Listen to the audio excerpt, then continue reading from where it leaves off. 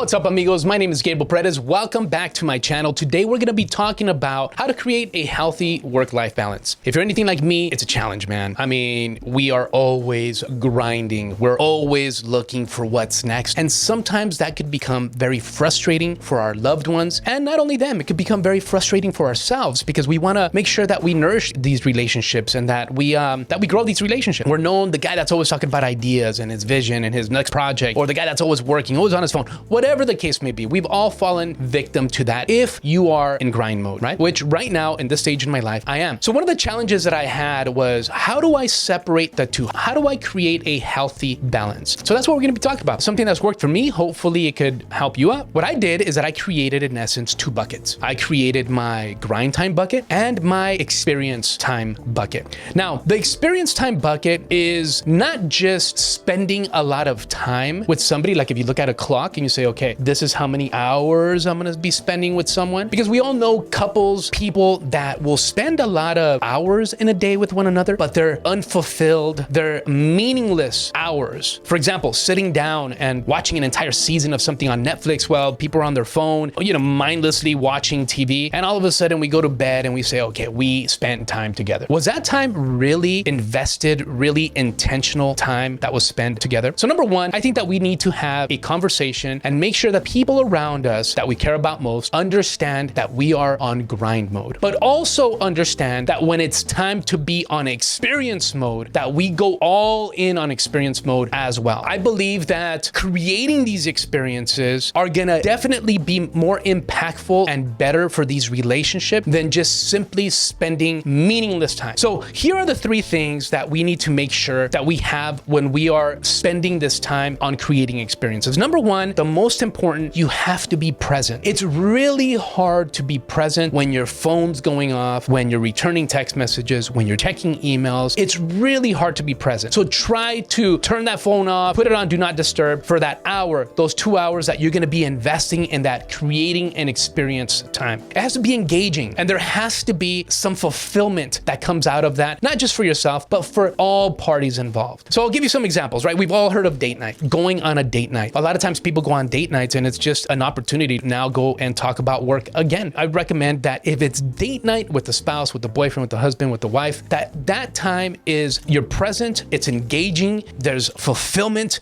and it's all about spending that quality time with one another. Game time with the kids. If you have kids out there, we all know parents that spend a bunch of time with the kids just, again, watching TV, but really spending that quality time with them, maybe going outside and playing catch, maybe going, playing a board game where there's a lot of, engagement, communication, laughter, maybe short getaways. Some of my friends sometimes contact me and say, man, we haven't gotten together in a while. And I tell them, look, man, I gotta tell you right now, I'm grinding, I'm working on a project. I don't want to get together with you and all of a sudden my phone's going crazy. Tell you what, give me 2 weeks and we'll take a little 3-day getaway, maybe take a 3-day weekend, go golfing, go to, go watch a game, or maybe just, spend some quality time together. Not necessarily with friends, but it's with your wife or your spouse or whoever it is, your parents. Something very important is schedule semi-annual trips. If it's possible, if it's within your means, right? My wife and I do that a lot. We say, look, we're gonna grind for the next, 3, 4, 5, 6 months. We're gonna put our head down, we're gonna put the blinders on, and we're just gonna get after it. But we're also gonna have in between date nights, in between little